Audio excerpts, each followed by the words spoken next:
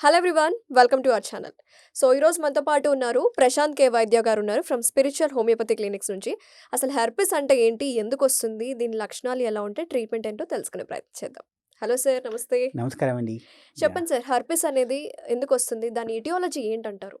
జనరల్‌గా హర్పీస్ అనేది kind of సుఖ వ్యాధి అంటాం. అంటే సెక్షువల్లీ ట్రాన్స్‌మిటెడ్ డిసీజ్.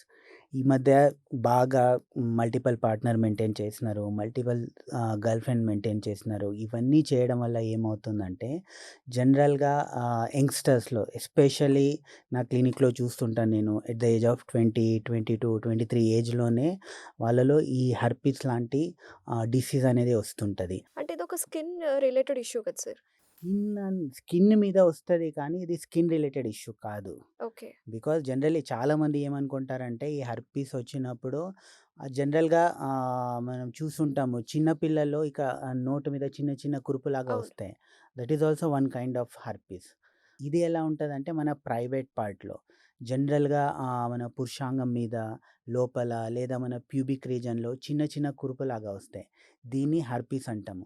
సో, చాలా జనాలు ఏం చేస్తారంటే ఒకసారి లైక్ ఎక్కడన్నా బయట కలిసి వచ్చాక what they do is actually వాళ్ళేమనుకుంటారంటే ఇదేమో వేడి వల్ల వచ్చింది, లేదా నీట్‌నెస్ మెయింటైన్ చేయకుండా వచ్చింది, లేదా నేను 2 రోజుల నుంచి స్నానం చేయలేదు దానివల్ల వచ్చిందనుకుంటారు. ఉమ్. కానీ basically whenever they have intercourse outside multiple sexual partner అలాంటిలో కలిసినప్పుడు ఏమవుతదంటే జనరల్‌గా ఒక 1 డే ఆర్ 2 డేస్ తర్వాత అంగం మీద చిన్న చిన్న కురుపులాగా వస్తాయి. ఉమ్. ఫస్ట్ ఏమవుతదంటే దీంట్లో వచ్చే ఫస్ట్ సింప్టమ్ ఏందంటే చిన్న ఒక వేడి కురుపులాగా వస్తది. ఉమ్. ఆ వేడి కురుపు అనేది ఒకరోజు ఫస్ట్ అది వచ్చేసి ఒక 1 డే ఆర్ 24 అవర్స్ తర్వాత అది జనరల్‌గా ఒక క్లస్టర్ లాగా అయిపోతది. అంటే ఓకే. గుచ్చలాగా అయిపోతాయి. ఒక ఉమ్. 10, 12, 15 ఇలా వచ్చేస్తాయి. ఉమ్. అలా వచ్చినాక 24 అవర్స్ టు 48 అవర్స్ తర్వాత అది వాటర్ బ్లిస్టర్స్ లాగా అయిపోతాయి. ఓకే. ఆ వాటర్ బ్లిస్టర్స్ లాగా అయిపోయి దాని నుంచి నీరు కారడము, ఆ స్టేజ్‌లో ఏమవుతదంటే చాలా జనాలకి దురద రావడము, మంట రావడము, నొప్పి రావడము ఇవన్నీ జరుగుతది. ఉమ్. దాంతో పాటు మూత్రం పోసేటప్పుడు మంట రావడము, నొప్పి రావడము, సమ్‌టైమ్స్ మూత్రంలో స్మెల్ రావడము, ఉమ్. ఈవెన్ మూత్రం కలర్ చేంజ్ అవ్వడము ఇవన్నీ కనిపిస్తాయి. ఓకే. సో, ఇలాంటి లక్షణాలు కనిపిస్తే అండ్ ఎస్పెషల్లీ ఎక్కడైనా బయట కలిసి వచ్చాక ఇలాంటి లక్షణాలు మీలో ఎవరిలోనా కనిపిస్తే డెఫినెట్‌గా అది హర్పీస్ ఇన్ఫెక్షన్ వల్లనే అయ్యుంటది. ఓకే. యూజువల్‌గా ఇది వింటర్ సీజన్ కదా! సీజనల్ చేంజెస్ వల్ల కూడా ఎక్కువగా కనిపిస్తుంది అని అనుకోకూడదు మనం. అవును. సార్, ఇది కమ్యూనికబుల్ డిసీజా? జనరల్‌గా కమ్యూనికేబుల్ డిసీజ్ అయితే కాదు. హ్మ్. అంటే ఇప్పుడు టచ్ చేస్తే వస్తది. సేమ్ టవల్ షేర్ చేయడం వల్ల వస్తది.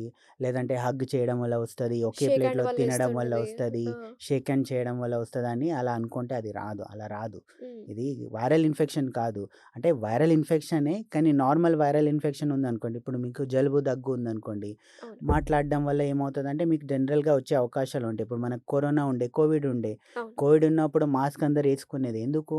ఆ వైరస్ అనేది మాట్లాడేటప్పుడు త్రూ ఎయిర్ మనకు స్ప్రెడ్ అవుతది యెస్. కాబట్టి. యెస్. కానీ హర్పీస్ అలా కాదు. హర్పీస్ అనేది సుఖ వ్యాధి కాబట్టి ఓన్లీ త్రూ సెక్షువల్లీ ట్రాన్స్‌మిటెడ్ వల్లనే వస్తుంటది. ఓకే. హ్మ్. సో, సింప్టమ్స్ అయితే పెయిన్, ఇచ్చింగ్ ఎక్కువ ఉంటుందన్నారు. అవును. హ్మ్. అంతకంటే సివియర్ స్టేజెస్‌లో ఉంటే ఇంకెలా ఉంటుంది సార్? జనరల్‌గా సివియర్ స్టేజ్ ఫస్ట్ ఇనీషియల్‌గా ఈ హర్పీస్‌లో ఇంకో లక్షణాలేందంటే జనరల్‌గా హర్పీసు ఒక్కసారి వచ్చిందనుకోండి జీవితాంతం మనలో ఉండిపోతది. ఎందుకంటే ఓహ్! ఇప్పుడు నేను ఇంతకు ముందు చెప్పాను గదా! లక్షణాలు.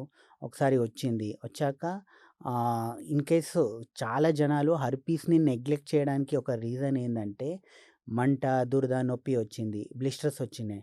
వచ్చినంక ఒక 2, 3 డేస్ తర్వాత తన ఓన్‌గానే ఏమైపోతదంటే తగ్గిపోతది. Oh! Without any treatment. Because of immunity? Because of immunity వల్ల ఏమైపోతదంటే ఓన్‌గా తగ్గిపోతది. హ్మ్. కానీ చాలా జనాలు ఏమనుకుంటారంటే అది తగ్గిపోయిందని వదిలేస్తారు. బట్ హర్పీస్ ఇన్ఫెక్షన్ అనేది మన లోపల నరాల్లో దాసుకొనుంటది. ఓహ్! సో, నరాల్లో దాసుకొని మళ్ళీ ఎప్పుడైనా ఫ్లేర్ ఆహ్, అప్ అవ్వచ్చు. ఫ్లేర్ అప్ అవ్వచ్చు. నేనొక ఓకే. కేస్ గురించి చెప్తాను. రీసెంట్‌గా ఒక పేషెంట్ వచ్చాడు. హ్మ్. Maybe he is around 30, 31 years old. ఆయన ఏం చెప్తున్నాడంటే డాక్టర్ గారు నాకు మూత్రంలో మంట, నొప్పి వస్తుంది. ప్రతిసారి కలిసినప్పుడల్లా మూత్రంలో మంట, నొప్పి వస్తుంది. దాంతో పాటు చిన్న చిన్న కురుపులాగా వస్తున్నాయి. దాంట్లో నీళ్ళలాగా వస్తుంది. కానీ 24 అవర్స్ ఆర్ 48 అవర్స్‌లో మళ్ళీ తగ్గిపోతుంది. ఏం హ్మ్. చేయకుండానే తగ్గిపోతుంది. మళ్ళీ కలిసినప్పుడల్లా ఇలా వస్తుంది. హ్మ్. సో, నేను చాలా రకాల ట్రీట్మెంట్ వాడాను. యూరాలజిస్ట్‌ని కన్సల్ట్ అయ్యాను. టెస్ట్‌లన్నీ చేయించుకున్నాను. ఏది చేసినా అది తగ్గట్లేదు. సో, అలా వచ్చాడు. ఆయనకొచ్చినాక నేనొకటే అడిగాను. ఎక్కడన్నా బయట ఏమన్నా ఇన్వాల్వ్ అయ్యారా అని అడిగితే ఆయన అవును సార్. ఒక 3, 4 ఇయర్స్ బ్యాక్ నేనెక్కడో బయట గర్ల్ ఫ్రెండ్ మెయింటైన్ చేసినప్పుడు అదయినాక ఫస్ట్ టైమ్ అలా వచ్చింది. అదైనా 3 ఇయర్స్ తర్వాత ఇప్పుడు ఇలా వచ్చిందన్నాడు. హ్మ్. సో, అప్పుడు ఆయనకి హెర్పీస్ టెస్ట్ చేయించినాను. హ్మ్. హెర్పీస్ టెస్ట్ చేయించాక అది పాజిటివ్ వచ్చింది. సో, ఓహ్! అలా పాజిటివ్ వచ్చాక నేను ఆ హెర్పీస్‌కి ట్రీట్మెంట్ ఇచ్చాను. ఇచ్చిన వితిన్ 1 మంత్‌లో ఆయనలో దురద తగ్గింది, మంట తగ్గింది, నొప్పి తగ్గింది. మళ్ళీ ఓన్లీ విత్ ద మళ్ళీ హెల్ప్ రావడం ఆఫ్ గూడా హోమియోపతి తగ్గిపోయింది. Treatment. Only with homeopathic treatment. Okay. అంటే ఈ హెర్పీస్ అనేది లోపల దాసుకొనుంటది. సో, దాసుకొనడం వల్ల మన ఇమ్యూనిటీ తగ్గినప్పుడల్లా, లేదా మనకు ఎప్పుడైనా జ్వరం వచ్చినప్పుడల్లా అది బయటకొస్తుంటది. యూజువల్‌గా ఇలా భయపడిపోతూ ఉంటారు కాబట్టి, సో, అలోపతిలో కంపేర్ చేసుకుంటే అదర్ సిస్టమ్ ఆఫ్ మెడిసిన్‌లో మనకి యాంటీబయాటిక్స్ ఇస్తూ ఉంటారు. అవును. హ్మ్. సో, అలా దాన్ని అటు సైడ్ ఆఫ్ మెడిసిన్‌కి వెళ్తే బెటరా? హోమియోపతికెళ్తే బెటరా? మీకు ఇనీషియల్‌గా బాగా దురద, మంట ఉంది. ఫస్ట్ టైమ్ వచ్చింది. మీరు యాంటీబయాటిక్ వాడారు. తగ్గిందంటే ఓకే. పర్లేదు. ఎందుకంటే మీ ఇమ్యూనిటీ సిస్టమ్ బావుందనుకోండి, యాంటీబయాటిక్ వాడినప్పుడు తగ్గిపోతది. మళ్ళీ రాదు. హ్మ్. కానీ ఎంత యాంటీబయాటిక్ వాడినా, ఎంత క్రీమ్ వాడినా అది మళ్ళీ మళ్ళీ వస్తుంది. మళ్ళీ మళ్ళీ వస్తుందంటే దాని అర్థం ఏందంటే ఆ వైరస్ అనేది స్ట్రాంగ్ ఉంది. ఆ వైరల్ లోడ్ అనేది స్ట్రాంగ్ ఉంది. అది చాలా లోపల ఉంది. So, okay. దాన్ని మనం విత్ రూట్ నుంచి క్లియర్ చేయాలి. అలా రూట్ నుంచి క్లియర్ చేయాలి. పర్మనెంట్‌గా క్లియర్ చేయాలంటే హోమియోపతి మందులు వాడాలి. హోమియోపతి మెడిసిన్ ఏం చేస్తాయంటే మనం డీటెయిల్‌గా కేస్ హిస్టరీ తీసుకొని, ఇన్ డీటెయిల్‌గా అన్నీ తెలుసుకొని, ఆ రూట్ నుంచి ఆ ప్రాబ్లమ్‌ని తీసేస్తాం. హ్మ్. దాంతో పాటు ఏం చేస్తామంటే మీ ఇమ్యూనిటీని ఇంక్రీజ్ చేస్తాము. ఇమ్యూనిటీ ఇంక్రీజ్ చేస్తూ చేస్తూ ఆ వైరల్ లోడ్ అనేది తగ్గుతా వస్తది. ఆ వైరల్ ఇన్ఫెక్షన్ కూడా తగ్గుతది. సో, నా దగ్గర చాలా కేసెస్ ఉన్నాయి. పర్మనెంట్‌గా ఎన్నో సంవత్సరాల నుంచి సఫర్ అయిన వాళ్ళు గూడా పర్మనెంట్‌గా సాల్వ్ అయిన చాలా కేసెస్ ఉన్నాయి.